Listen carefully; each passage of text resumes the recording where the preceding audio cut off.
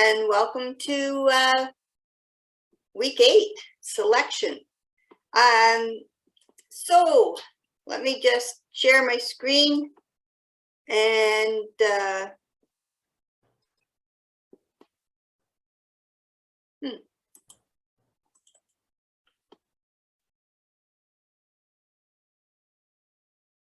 okay, so can you see the PowerPoint now? Okay, good. Excellent.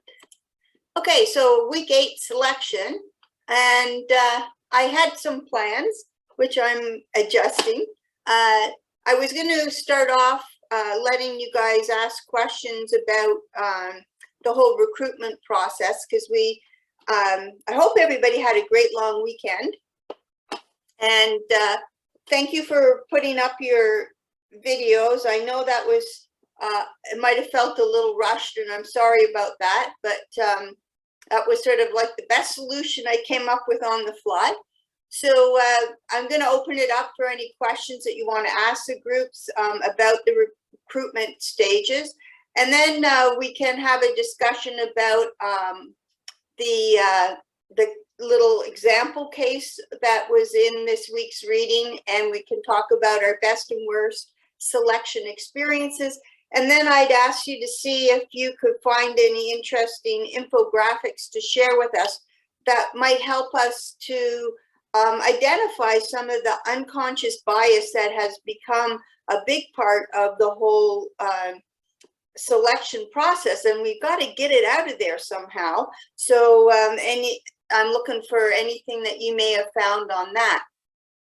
So let's move to the groups. And I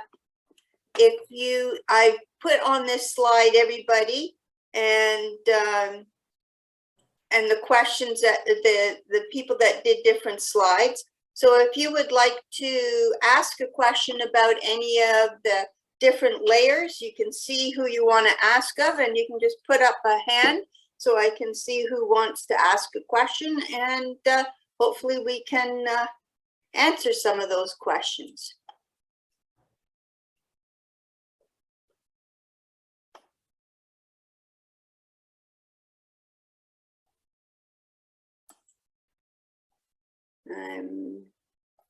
Resize window. Anybody want to ask anything, or did it all seem perfectly clear?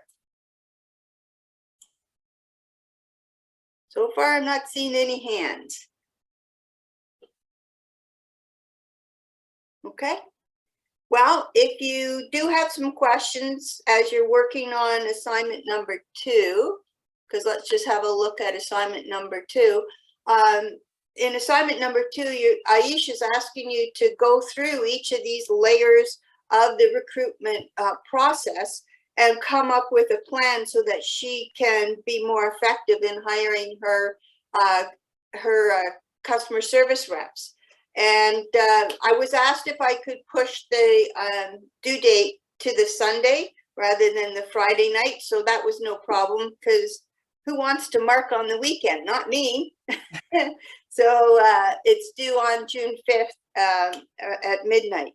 So did anybody have anything they wanted to ask about the second assignment at all?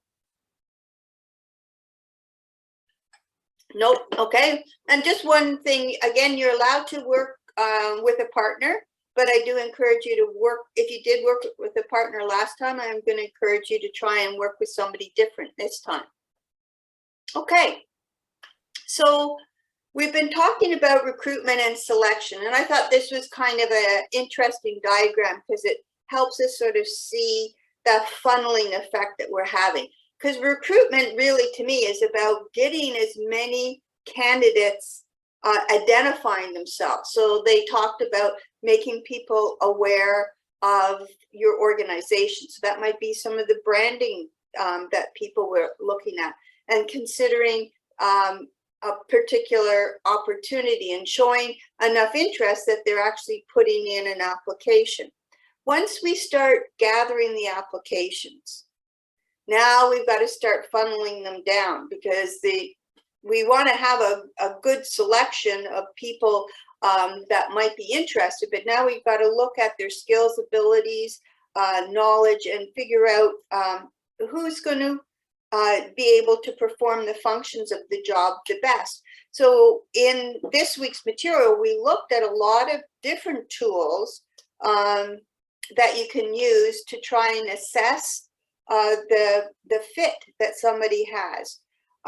Were there any of the tools that kind of surprised you that you've never used before?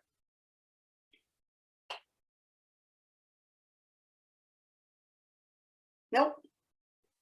Has anybody been on a panel interview team before? Eleanor, you want to tell me what it's like from your perspective?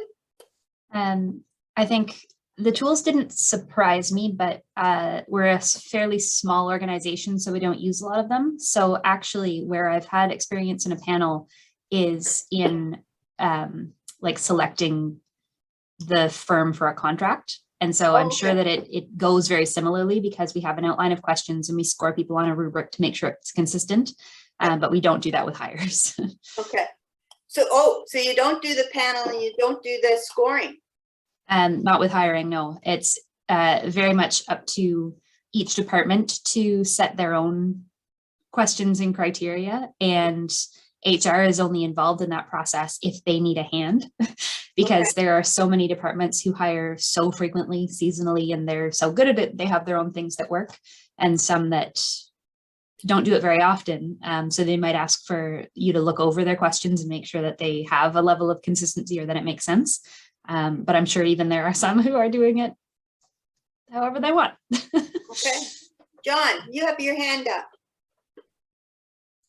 Yeah, I just want to say that I had been on some hiring panels and stuff before, and in one case, I had to go through and assess who we were going to offer interviews for, and then develop those questions and whatnot, and that was all fine. But part of it, because it was a communications role and it was going to involve, some writing and some editing and some other stuff, we did enact a little bit of testing, and it wasn't anything intense. It was really just to make sure that they could back up what they were claiming. And a really interesting experience was that we had a real smooth talker, and he had us in the palms of his hands in the interview. And I just remember pointedly, as if, what would you say is the skill of yours that you find, is the best in suited this role? And he said, well, I really take great pride in my writing and blah, blah, blah, blah, blah. Cool. Then we had the testing, and it was awful. It was so bad. And I mean, it could have been nerves, but people can talk the talk, but sometimes when you have to actually know what you're getting into here. And he was terrible. So he didn't get the job, unfortunately for him, but sometimes the testing matters. Yeah. Yeah. And Doug wanted to say something, and then I'll have a comment about testing. Well, the only thing I was going to say with the panel, I mean, in a previous job, we would have probably, 2 to 3 supervisors go in for an interview. I mean, there are some pros and cons, I guess, to that. I mean, in one sense, you get kind of 3 different eyes on it and ears. So you kind of, just in case somebody picks up on something that somebody doesn't. But at the same time, being on the other side of the table, sometimes it can be a little bit overwhelming when you go into face a panel, and some people may not score well because they get intimidated or nervous when they're dealing with kind of a group. I mean, you don't want it to feel like an inquisition, right? So you got to be very careful, I think, with that. Okay. So on the assessment thing, I have 2 stories. When I graduated from university and I was trying to get into the HR field, I had so this is a long time ago. This was before spell check. Okay. And I had an interview with a fairly traditional organization. Everything was going great. And then they gave me a spelling test. And to make it even worse, the guy told me that he'd had a previous candidate who had done the spelling test, and he told me what the person scored, and I managed to do worse. And I'm sitting there, so I was immediately taken out of the running for the position. But I'm sitting there going, Spelling has always been a weakness of mine. It is to this day. I have a dictionary that my first boss gave me, and he said to me, keep it at your desk because you've got great ideas, but when you hand in work that where it's spelled incorrectly, it's hard to see your good work because we're seeing what looks like sloppy work. So I always keep my spelling. I have all kinds of things on my computer now that checks my spelling. But that was like an interesting situation where the selection test may have been measuring for the wrong things. Another example, when I applied for a position at Sheridan College doing new program design. So I was helping design new courses and new degrees and diplomas and certificates and stuff like that. And so they gave me they gave me a case study basically. So they said that in the interview I was going to be meeting with a client and giving them feedback on a job description, on a course outline that they had written.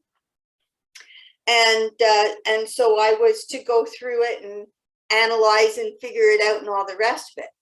And up to this point, I'd already told them I didn't want to proceed with the job, and they convinced me to go to the second interview. And I did this project, and I got totally hooked. I wanted the job so badly, because I loved doing that kind of work. And so for me, if you come up with the right, and there was an article that was in this week's reading about a CEO that gives, these projects to people, and they might be a couple of weeks long. And for me, for sort of a knowledge worker kind of position, it might be a great hook to get somebody going, that's me, that's my job, that's what I do best. So it can be quite interesting, the impact of the different methods that we use. But I hope you got the feeling there's no one method that is perfect. And if you think about the article where we said get rid of resumes and get rid of the whole recruitment selection process, just get people's names on a list, and take all the money that you would be spending to do all of this weeding out of candidates and put it into training them. What a leap of faith that would take to be able to institute that policy. It wouldn't work for every job, but it could work for some. Okay, so some interesting ideas there. Okay, so this is the example. See, Doug, I got it in. This is the example that I put in there. So we had 3 finalists. We did aptitude, a sales aptitude test, and we did an interview. So that's how we were trying to figure out who was the best candidate. These are the scores they got. The scores were out of 100. And I'm wondering, who do you think would be the best candidate and why? So Doug, you wanted this one, go for it. Well, the first thing that stood right out to me was just the lack of data, just basically on this. Like there's some questions that immediately draw, in my mind is, who did the interview? Was it the same person? Did they ask the same questions? And what, even the aptitude, what did they excel at and what did they not? Where were the deficiencies? Because a lot of those, the answers to that would help me formulate who I thought would be the best candidate. Without that data, if this is all I have to go off of, I chose C because I figured that that's a very well-rounded candidate. But like I said, ideally, I'd like to have more information here. Like what part of the interview did they not excel on? Like some of the things I have on there is, were they just nervous? Did they give bad answers? Was it their personality in general? Like what generated that score? but you know, if I had to choose again, I'd say I'd go with the C, where it's kind of to me, that seems like they're well-rounded. They're consistent in a lot of areas. So I guess that's my long answer. Okay. Anybody want to add to their thoughts to that one? Because what I was hearing was really wanting to understand about the reliability of the data that's being collected and the consistency. So Rylan, what would you like to comment? I think absolutely both of those hold value. For me, it really comes back to organizational priorities. And so I've worked in organizations where you can be a horrible person. They don't care. If you can sell shit, great.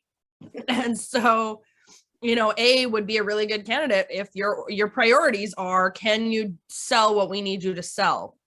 But if your priority is, you know, a little bit more of a team atmosphere and you want that cohesive dynamic between your members, then okay, your interview score starts to play a little bit heavier on, you know, and like Doug said, having that additional data would be huge because you can kind of see if that's a good fit. But based on this table alone, you know, the determination for me really falls on what are the priorities for that employee. Do you care if they work well with others, or do you care if they can sell what you want them to sell? Do you want to build a team, or do you want to have, you know, skills that you can teach them within that where they maybe have room to develop? I don't know. Okay, so culture and linking, strategically linking these tools to what the organization's goals and objectives are all about. So as Rylan suggested, if it's number, if that's the organization's goal is sales and revenue, then it doesn't matter what the person's like if they can generate those sales, which John was smiling about because you were thinking about the culture quote, right? So there was a quote, how does it go, John? Culture is the worst behavior that management will accept, right? So if we're okay with lone wolves that will backstab and all the rest because it's going to make the money, then that's okay. Anybody else want to weigh in on this one?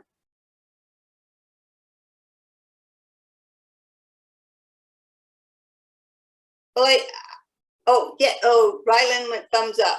Okay, so so basically, yeah, it's some of the questions that you guys asked were great because if they were doing a unstructured interview, then the interview score, it doesn't really mean anything because you know, I gave you that example of how somebody might have spent their time during the interview, and maybe candidate B went to the same university and belongs to the same sports clubs and stuff like that, and they had lots of personal connection, but and so they scored high. Excuse me.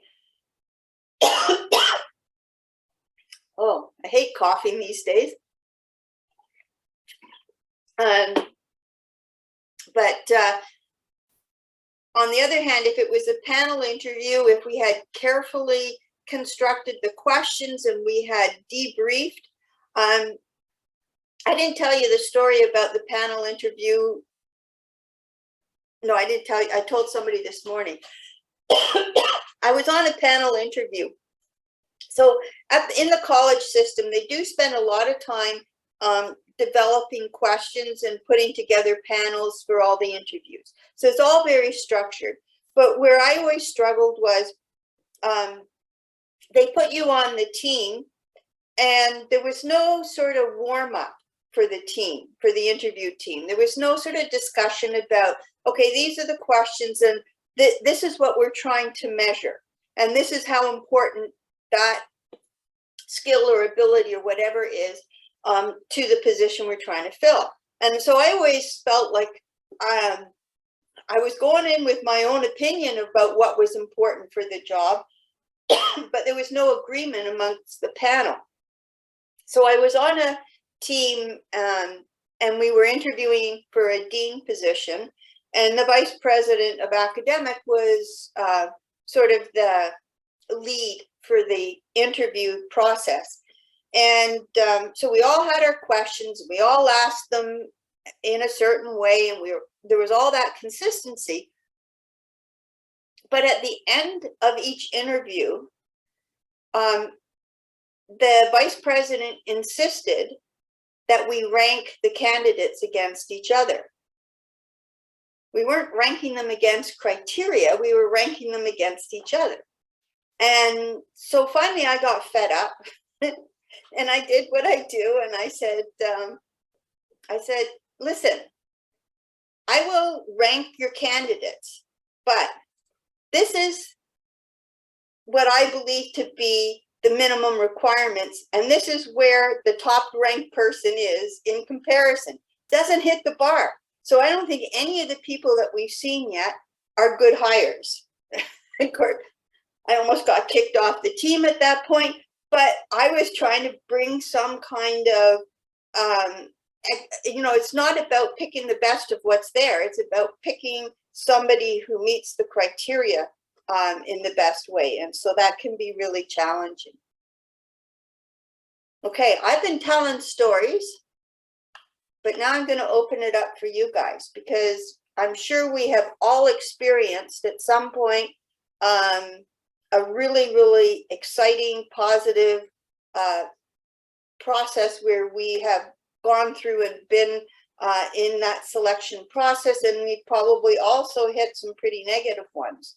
So I told you about the one where they hooked me with just the case study, and because honestly, I had phoned them and I'd said, I really thought about it, but I decided that I didn't want to continue with the interviews. And they said that they begged me to continue and just do one more and see what you think about it and all the rest. But once I did the case study, I couldn't, I just loved the work too much. I couldn't turn it down. So what have your experiences been, and how can you link it to some of the stuff that you've read this week?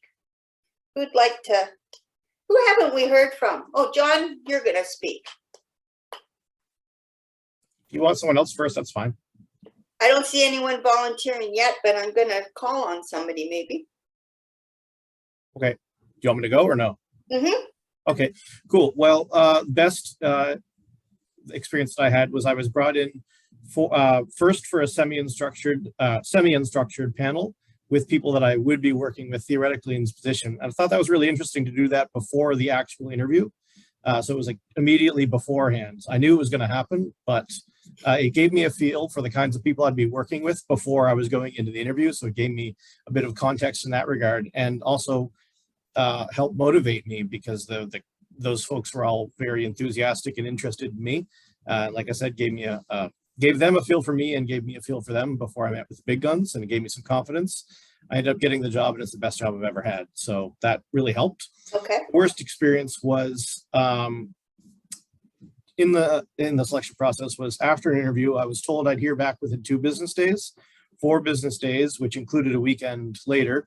I had to follow up with them and was told they'd emailed me to tell me that I didn't get it, but I didn't get the email. There was nothing in my spam box, and I knew the hiring manager, and I lost a lot of respect for them, and really has made me question whether I would ever apply to that place again. Yeah. And I think that's so important because, the tables have turned on organizations that, and especially with a lot of the service sector positions that aren't highly paid and stuff, the jobs are a dime a dozen, but the candidates aren't. And so it's that experience that people have. And I suspect, although I'm not a big social media user, but I suspect that if somebody is a big social media person, if they have a really negative experience, they are posting that experience. And who put the one up? That was so funny. That was up on was that you, Eleanor? Can you, for people who didn't see it? The screenshot of a Twitter post in response to you said that you had an interview process that lasted 7 different sessions long and you didn't get the job. And I had just the night before seen someone say that on Twitter, saying that 7 interviews and you decided I didn't get the job. No, I don't think so. I'm starting on Monday. Show me where the espresso machine is. Yeah, I like that. Yeah, that actually wasn't me. That was my husband that went Okay. through that process. But and that was probably 10 or more years ago. But if you ask him, that's the one that comes up, and he names the company, and he's quite unhappy about that experience. Erin, you have a comment. I had a couple different government experiences with hiring, but one was for a job I was doing because I was doing it while I was a student. And then to actually go through like the testing and hiring process for a job you're already doing was very interesting, because it's like you see what they're looking for versus what you know the job is like. And they were completely unrelated. And I felt very, I after that, they started working in bridging systems and stuff like that, but it's like the things that they weren't neglecting and the way that they were, or the things that they weren't acknowledging because of the way they classify positions and stuff across all departments, instead of like, this one might be a little bit unique because you're dealing with people that just have health problems, particularly like mental health problems and things like that. And it's just like, I hope that they've fixed some of that by now. I'm guessing that they haven't, but it's just like doing this little administrative test is not that helpful, you know? And I understand like it's supposed to kind of like, you know, level the playing field a little bit in terms of hiring, but it's like they had like 400 people writing this like really basic test, and then you had to go write another one a couple of months later and things like that. It was very strange. But then I did a different one that was actually, they had 1,500 people write like this math test for like Service Canada. And then it was down to like 5 people in an interview. And it was a 9-month process when they called me and offered me a job. I was like, I'm back in school by now. Like there was no communication, no nothing. As I assumed that they had already filled the jobs, you know, because if I haven't heard from someone in 9 months, why would I think that that job is still on the table? Yeah, exactly. It's just so bizarre, but like they're allowed to keep functioning that way because who's going to tell them not to? So one of the challenges in the public sector is that all of their hiring decisions can be audited. But like, it feels like there's not a lot of oversight within the specific departments. So yeah, it was very strange to see it in a couple different departments at that point. But like just little things, yeah, like the lack of communication and stuff like that. And now to see it flipped where it's like, they're actually like looking for more, because back then it was kind of harder to get a job in the public service. And now it's like, they're looking for more people. And it's like, well, I hope you've changed your hiring because you're not going to attract as many people doing it this way. So so if we link that to sort of organizational structure, when we get these really bureaucratic organizations, if there's a lot of reporting and stuff that's required for all of the decision making, because it's more a defensive position in some ways, then you can end up with processes that are huge, that take forever, where you lose candidates.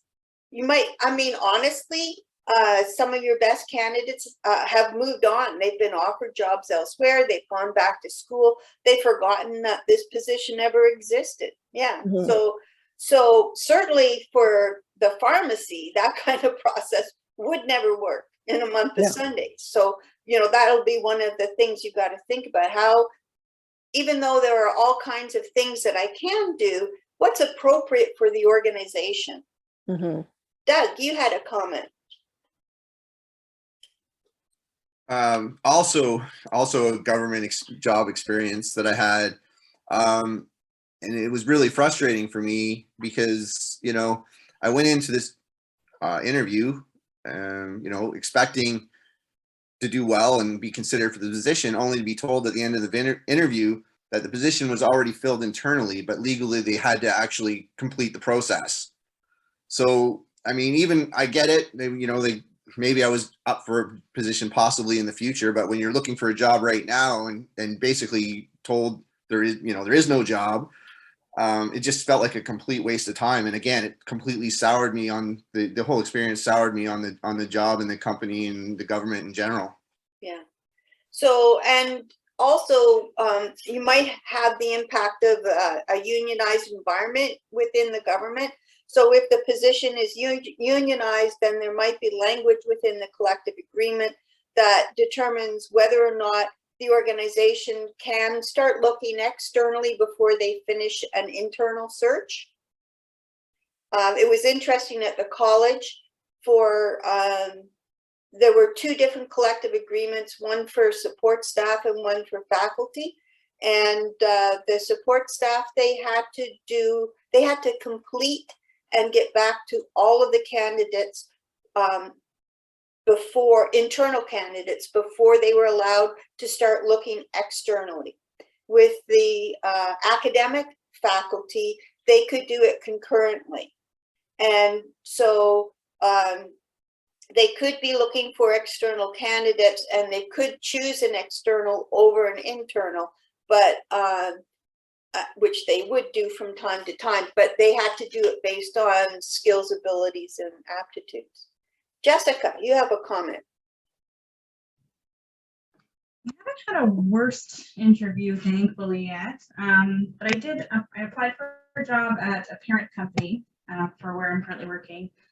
And they reached out within like 2 days. They were very great at getting back. And they said I wasn't selected for an interview, but they wanted to conduct an interview with me anyway, because they're like creating an internal database for growth within the company. Because our manufacturing company, there's 5 other companies under like a parent umbrella. So they're kind of working toward an agile workplace and sharing us between the companies to the benefit. So I just thought that was really neat. Yeah. So when we get into job performance and stuff like that, we're going to be talking about how do organizations keep up to date in terms of the skill and the skill development going on, so that they know that they have internal candidates that they want to bring in on projects as part of their development and growth. And certainly in this type of labor market, you need to be able to do that kind of thing because maybe 10 years ago, certainly, you could put out an ad and you would have hundreds of applications very quickly. Yeah, but not so much now. Anybody else have a story about a best or worst? Steve. So for me, it would have been my worst one is I went for a panel interview and the people that were interviewing me, the impression they gave me was they could absolutely care less about doing the interview. They weren't engaging at all. Some were looking at their watches, and there's some of my friends who were doing the same interviews as well. They all came out with the same thing. It was just like it was a burdensome on them to be doing the interviews. Wow. So what happened? Oh, I didn't get the job. Phew. What a relief. You didn't have to turn them down. Yeah, no, I didn't get the job, but it was like it was weird to have that impression that you're sitting in a room interviewing for a job and the people that are looking for someone couldn't be bothered to even be engaged in the hiring process. Wow. Amazing. Yeah. Thanks for sharing that one. Okay, Kim, I bet you had to go through a pretty extensive process. I certainly did. Obviously, in policing, there's several different stages that you have to go through for the hiring process. And not only that, I mean, I found that the polygraph portion of it was probably the most eye-opening and emotionally challenging one. I guess back in the day anyway, if this would be 20 plus years ago, their job is to weed out the weaker individuals. So they come at you basically in a bad cop kind of stance to try to get a baseline for your emotions. And it can be really hard on a person, especially when they've never experienced something like that. So it was certainly not my most enjoyable hiring experience, but I knew after the fact that there was a method behind their madness. Luckily, we don't do that anymore. Well, do you know why they've stopped doing that? I think based on what I've been told, is that it kept a lot of really good candidates from being hired on because, each person's unique, and it really does traumatize some people to go through that type of an experience. And the questions really were, I don't think that they were probably fair. Certainly not in this day and age, maybe back in that day, but I think it weeded out a lot of incredibly wonderful candidates. And I think you didn't get the diverse pool of individuals you would have normally had you had a more fair process. Okay. So, the truth moves as we collect information and we understand the effectiveness of the different tools that we're using. And that's why looking at the data about interviews and panel interviews and behavioral based and so on and so forth is really important. And that's why if you buy like a sales aptitude test, you need to look at the data. What is it actually measuring and how successfully is it measuring that? Because if you think it's measuring one thing and it's measuring something else that isn't a quality that would be important to the job, then that's a very dangerous thing because you start losing really good candidates. Absolutely. So, that whole evaluation of your process and collecting data is so important and paying attention to it. Ryland had a comment she wanted to add.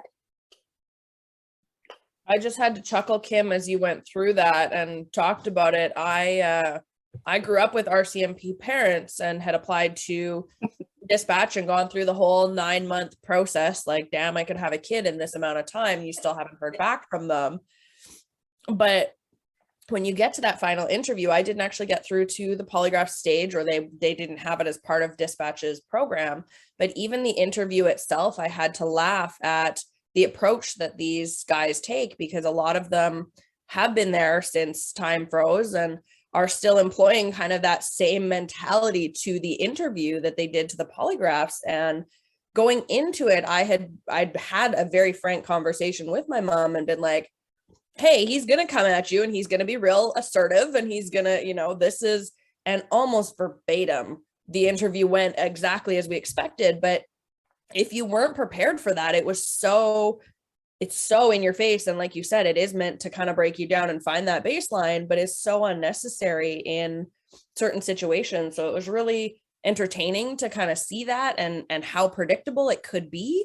But thankfully is shifting away from that as they learn what those markers are and how to do things differently. Yeah. So, and when I'm listening to this, I'm going, there's an assumption that people have the ability to manage conflict, not that it is a skill that somebody can learn. Yeah. Right? So that would be the underlying assumption. So either you can do it or you can't. You either crumble under conflict, or you understand how to manage it and you manage it well, and we want to hire the ones that can manage it well. But the truth is, it is a skill, and we can teach people how to manage that kind of conflict and how to recognize how we can respond differently to different types of conflict. So, and that's what I mean about the truth on interviewing and stuff has really moved over the years as we've collected data. Eleanor had a comment. Yeah, so again, sort of also to laugh along with Kim and Rylan, but my story is just for a position as an administrative assistant at an arborist. So very different. And yet it was sort of met with like a good cop, bad cop, or like a serious and a fun interviewer kind of thing. It was the head of admin for the company in Canada and the CEO. It ended up, I got the job, and it ended up being a fairly accurate reflection of the workplace culture of dealing with sort of people who are going to joke on, and you have to roll with their punches. But the interview was very much just about that workplace culture. There wasn't an aptitude test. You just had to say, yes, I'm organized. Yes, I like to do administrative tasks, kind of thing. But the thing that threw me, it wasn't bad, and I laugh remembering it, but in the middle of regular questions, all of a sudden the silly, fun CEO interviewer put his phone on a timer for 30 seconds and said, say as many words that start with F as you can, go. Like, do you risk it? I don't know. You've never met these people before, but words are going to come to your mind. And I got 8, and they said that was the highest. That's not why I got the job, but I suppose that the thinking behind it is, can you think on your feet? Can you think under pressure? But to your point, Linda, does that help you be an administrative assistant in any way? Probably not, but it puts you under a lot of stress in that moment. And then you have to think, okay, what's it going to be like when I come and work for you every day? And kind of that is how it was. Yeah. So did you have to be able to respond really quickly on your feet? Not in that way, not to that degree. You want people who can give you responses. Like if you have clients calling and you don't know what's infecting their tree, but they want to know right now, like you have to let them know something. But I think that's, like you were saying, that's a skill that can be taught, because you don't go into it having all the information, and you learn it as you go. And so it was just, I'm not sure how much it was weighted in the interview process, sure. And it was just a funny thing, but that's sort of the vibe of the interview. And I always think about that one. So one of my favorite podcasts was a Malcolm Gladwell piece, and it was in 2 parts on revisionist theory and revisionist history. And he was looking at the LSATs as a tool for measuring whether or not somebody would become a good lawyer. And the conclusion he came to was, first of all, LSATs measure whether you're a fast or slow thinker. Mm-hmm.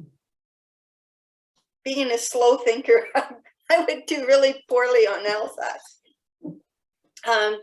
But then he started looking at the people who had succeeded in the field and the top lawyers, so the people who'd made it to the Supreme Court and stuff, they were slow thinkers. Mm. And so, if you understand with all those assessment tools, what is it that I'm measuring? Is this what this job really needs? And if this is what I'm trying to measure, going back and checking your data to see, did it actually lead to a good hire? Erin has a comment. I don't know if Rachel is here, but we had it come up in another class that we were doing about, in some people, especially in interviews that maybe aren't structured, or some that are where you throw in a question that might seem a little bit stupid or out of nowhere. Like somebody will say like, how do you tie your shoes, or little things like that. And a lot of people will use it as like, they want to know how they think, or they'll use an excuse like that. But the discussion that came up, and the woman that was teaching the course said that can actually get you in a lot of trouble. And a client that she was hiring for, and she advised against doing it, and he insisted on doing it. And someone ended up, I believe they filed like a human rights complaint after not getting hired, because he had asked a question. He asked it, I forget if he had asked it to everybody or like forgot to ask it to one person or something about like a hat. And because it wasn't related to the job and that person didn't get hired, and you couldn't make a good, there was no good explanation for it type of thing. So like you just had to be like very, very careful. Yeah. But apparently it's really common that a lot of people will try to throw in these like really random weird questions, and yeah, like it's kind of hard to convince them that like it could cause harm. Yeah, so you can do a Google, you can find all kinds of weird questions that organizations have asked.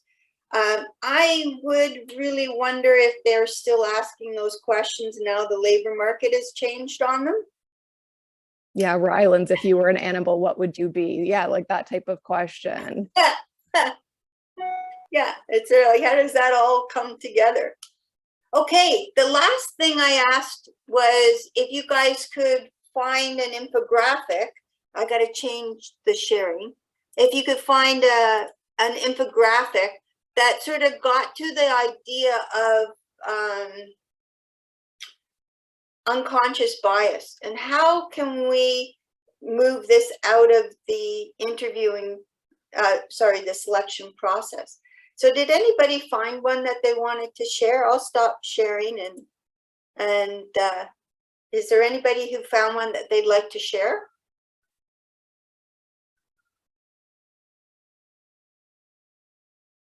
Anybody doing a quick Google?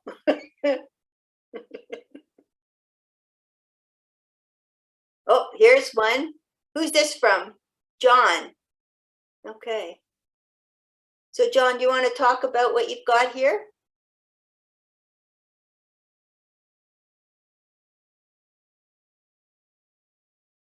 I don't really have a lot to say about it. You just asked us to find one that looked interesting, and Okay, so what were some of the key things on it that you thought was interesting? well, it goes here and talks about what it is in a little infographic kind of way that makes it easy Yeah. to understand. Talks about the type and then gives a couple tips on how to remove it. So I thought that was kind of cool. I'm willing to send this around if anybody wants to see it in finer detail, but there's too much writing to go over it quickly. Yeah, if you can flip that to me, then I'll put it into the piece. But what are the tips? I'm trying to read them. Simply raising awareness. Okay, so there's a really interesting tool that Harvard University's done, where you can go online and you can do this testing to see if you have a bias. And there's a whole bunch of different things you can look at. So you could, the traditional things like gender, black versus white. But then there were also things about weight and age. And it was quite interesting to do that exercise and to sort of go, whoa, I didn't realize that unconsciously that was something that I was taking into account. Rylan, you have your hand up. What did you want to share? I don't have an infographic. I really struggled with this one because there's so many. I found a lot of good ones that targeted specific biases, but nothing that really targeted that whole process. So it was really, there's a lot of great ones, but I think the main thing to remember, like you said, is kind of doing that checklist of, okay, have I, am I aware of this? Am I aware of that? But it really ends up being a list of them. It's not just a single graphic I found that summed all that up. Okay. I did have to chuckle. You had mentioned, for example, weight bias. My sister she was a bigger girl her whole life, and she really was just experiencing this in the last couple of years here, where she lost a whole bunch of weight and is now this really tiny, and she's always been really pretty, but just a different presentation. And she said she's noticed it hugely in her work environments, whether that be in the application and selection process, whether that be just in how people interacted with her at work, at her existing jobs and her new jobs, that people very, very much were biased against heavier people. Yeah. That was one of the ones that I did. And I've always sort of struggled with my own weight. And so I thought, well, I should be fine. Oh my goodness. when I did the Harvard test, aptitude test, I went, oh my goodness. That does influence, you know, I'm not aware, but it's influencing some of my decisions. Dawn, you have your hand up. Yeah, I have one I can try and share. Okay.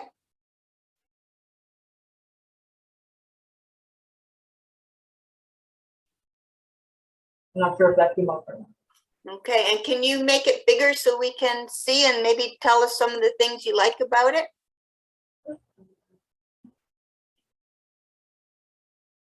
I just like that it was quick. It was just kind of, it was only 4 hours. So some of the things I came across had so much on it, it wasn't really a quick go.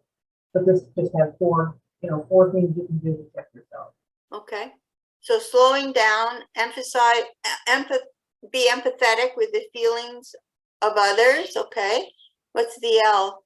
Learn about different diversity groups and find evidence against stereotypes.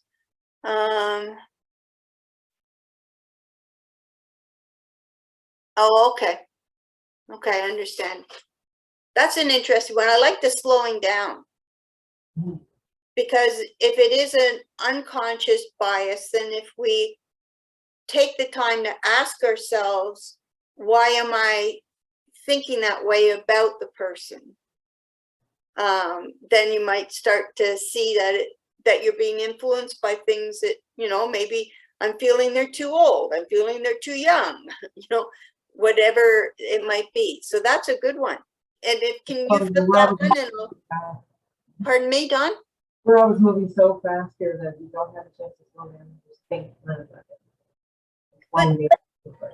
it. Okay, so here's a way of thinking about it.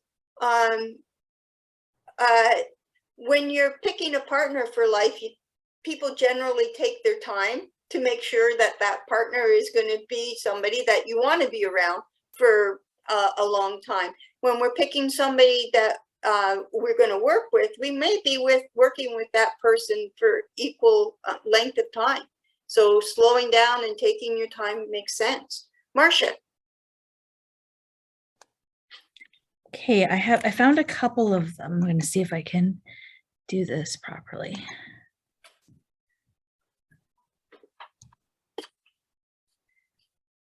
Can you see that one? Yep. Okay. So I really like this one just because of yeah, with the infographics there, and then, you know, thinking critically, looking at problems as a diamond with multiple facets and not just as a coin with only 2 sides. Yep. And then, you know, challenging assumptions and traditions and asking why and why not often. Good. And that's a nice one. Yeah, I really like that one. And then because I like to, you know, understand what it is that I'm talking about, I found another one that has like a wheel of 13 common hiring biases, and then kind of talks more about like what each of those are. And that's super interesting to read and think of like how many times you've seen it happening in your own life, right? And whatnot. And, you know, the difference between conscious bias and unconscious bias. Yeah. So let me see if I can share that. I'm going to stop sharing here and see if I can find that one.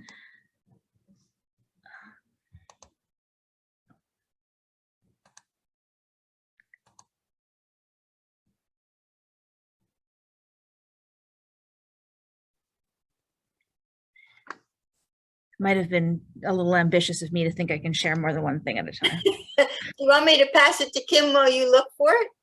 Oh no, I found it. Okay. Okay, great. Just a different window.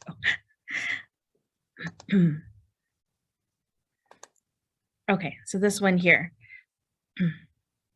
So just yeah, the listing of the like 13 of the common hiring biases, and the other infographic had stated there are more than 150 types of biases. So that is kind of frightening, but this one here has a little bit more and kind of tips on how you can, you know, avoid and try and combat that. Yeah. So and some of the selection automatic selection tools are already pulling out some of this data, so it doesn't go through to the hiring manager. So you don't know where they are. You don't know. Oh, and then the thing that I used to talk to my students a lot about was LinkedIn, because everybody says LinkedIn is such an important part of your interviewing tools, and you've got to have a good profile up there. And there's a lot of data that says that if you don't put your picture in, that people will bypass your profile. But then the issue is, once I put my picture up, I've provided a whole bunch of data that they're not allowed to use. So it's one of those really, I mean, if an employer asked me to provide a picture of myself, I could quite easily, I would have no problem saying, no, I'm not doing that. But not putting it up on LinkedIn becomes a real issue. So it's one of those, how do we use social media properly? These are great. Can you send me the links for these, Marcia, and I'll put them in for everybody? Absolutely. Great. Kim. So the one I found, I found that it was easy to, where I find it there. This one here. I liked this one. It just, I can bring it up properly. Skill-based interview questions instead of hypothetical. Yeah. Here.